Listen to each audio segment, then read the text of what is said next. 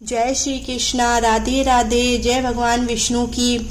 आइए जानते हैं कार्तिक मास व्रत कथा के दूसरे अध्याय में भगवान ऋषि सूत जी नारद जी को आगे बताते हैं। श्री कृष्ण जी ने कहा, हे देवी गुणवती, अपने पिता और स्वामी को राक्षस द्वारा मारे जाने का संवाद सुनकर पिता और पति के कलेश से दुखित होकर करुण विलाप करने लगी। हाय नाथ, हाय पिता, हमको त्याग कर तुम कहाँ चले गए? मैं अकेली कन्या हूँ, आप लोगों के बिना असहनीय मैं अब क्या करूँ? अब मेरे भोजन और वस्त्रादिकों की व्यवस्था कौन करेगा? घर में स्नेह पूर्वक पालन पोषण कौन करेगा? मैं कुछ भी नहीं कर सकती। मुझ विधवा की रक्षा कौन करेगा? मैं मूर्खा, कहाँ जाऊं? कौन मेरे दुख को दूर करेगा? कहाँ रहूं? क्या करूं? हाय देव, मुझ पर ऐसा कोप हुआ, अब कैसे जीऊं? मैं बड़ी ही पापिन हूँ। श्री कृष्णचंद्र जी ने कहा कि इस तरह रोती हुई वह मृगी की तरह व्याकुल होकर अपने को भाग्यहीना, असुखी, आशाहीन, जीवनहीन कहती हुई बोली कि अब मैं किसकी शरण में जाऊं जो मेरे दुख को हरे। तत्पश्चात वायु से आहत केले के वृक्ष की तरह वह पृथ्वी पर गिर पड़ी। अधिक देर बाद होश में आई, फिर भी अत्यंत करुण विलाप कर बहुत ही विकल होकर शोक महासागर में डूब गई। अपने घर की सारी वस्तुएं बेचकर सावधानी के साथ उसने अपने पिता और पति की यथाशक्ति श्रद्धादिक क्रिया की। उसके पश्चात उसी पुरी में निवास करती हुई वह विष्णु भगवान की भक्ति में तत्पर होकर शुद्ध तथा शांत स्वभाव से अपनी इंद्रियों को अपने वश में करके वहीं रहने लगी। उसने जन्म से लेकर मरण तक एकादशी का व्रत तथा कार्तिक मास का विधिवत सेवन किया। हे प्रिय, ये दोनों एकादशी और कार्तिक व्रत हमें बड़े ही प्रिय हैं। भुक्ति मुक्ति पुत्र तथा संपत्ति को देने वाले परम पवित्र है। जो मनुष्य तुला की संक्रांति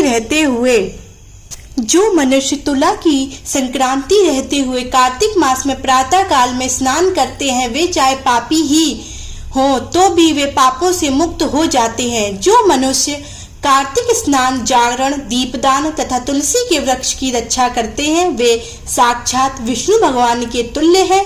जो भक्त कार्तिक मास में विष्णु भगवान के मंदिर की स्वच्छता तथा विष्णु भगवान का स्वस्थ वचन करते हैं, वे प्राणी तो जीवन मुक्त हैं। इस प्रकार जो जन कार्तिक मास में 3 दिन तक श्री विष्णु के मंदिर की स्वच्छता अथवा उनका पूजन करते हैं, देवतागण भी उनकी वंदना करते हैं।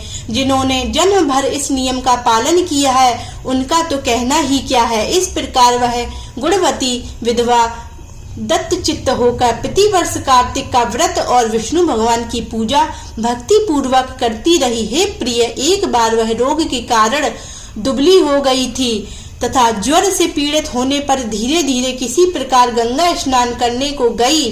वह जल में स्नान करने के निमित्त उतरी और जाड़े से कांपने लगी और विकल हो गई। तब उसने आकाश की ओर से अपनी ओर आते हुए एक विमान को देखा, जो शृणक, चक्र, गदा और पद्म आदि विविध शास्त्रों से सुशोभित विष्णु भगवान का रूप धारण करने वाला था। रथ पर उनके वाहन गरुड़ की ध्वजा अंकित थी।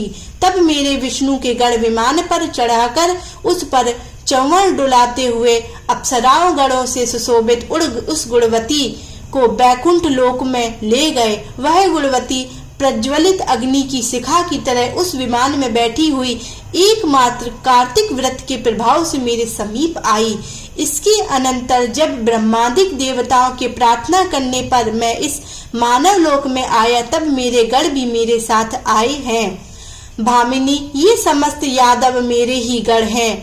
देव शर्मा नामक विप्र जो पूर्व जन्म में तुम्हारा पिता था, वही इस जन्म में सत्राजित होकर यहाँ है। जो पूर्व जन्म में तुम्हारे पति चंद्र शर्मा थे, वही अक्रूर हुए। हे भामिनी, तू ही वह गुणवती कार्तिक व्रत की पुण्य से ही तू मुझे अति प्यारी है। हे शुभे, पूर्व जन्म में मेरे मंदिर के द्वार पर तुमने तुलसी का बगीचा लगाया था, उसी पुण्य के प्रभाव से तुम्हारे घर में यह कल्प वृक्ष सुशोभित हो रहा है। पूर्व जन्म में जो तुमने कार्तिक मास में दीप दान किया था, इसी कारण तुम्हारे शरीर में शोभा और तुम्हारे घर पर साक्षात अचल लक्ष्मी निवास करती हैं। उस जन्म में तुमने जो व्रताधिक पति स्वरूप भगवान के लिए अर्पण किया था, उसी के फल से तुम इस जन्म में मेरी प्रिय भार्या हुई हो। पूर्व जन्म में आजीवन तुमने नियम सहित कार्तिक मास का व्रत किया था, उसी से कभी भी हमारा और तुम्हारा वियोग नहीं हो सकेगा। इसी प्रकार जो प्राणी कार्तिक का व्रत करेंगे वे सब भी मेरे ही समीप रहेंगे और तुम्हारे ही समान प्रिय होंगे। यज्ञ, दान, व्रत तथा तपस्या करने वाले मनुष्यों को जो फल प्राप्त होता है वह कार्तिक व्रत के पुण्य फल का 16वां भाग भी नहीं होता। श्री सूत जी बोले, इस प्रकार सत्यभामा श्री कृष्ण भगवान से अपने पूर्व जन्म संबंधी पुण्य के प्रभाव का वृत्तांत सुनकर प्रसन्न हुई तथा सारे संसार के आदि कारण भगवान श्री कृष्णचंद्र जी को प्रणाम करके बोली, जय श्री कृष्णा।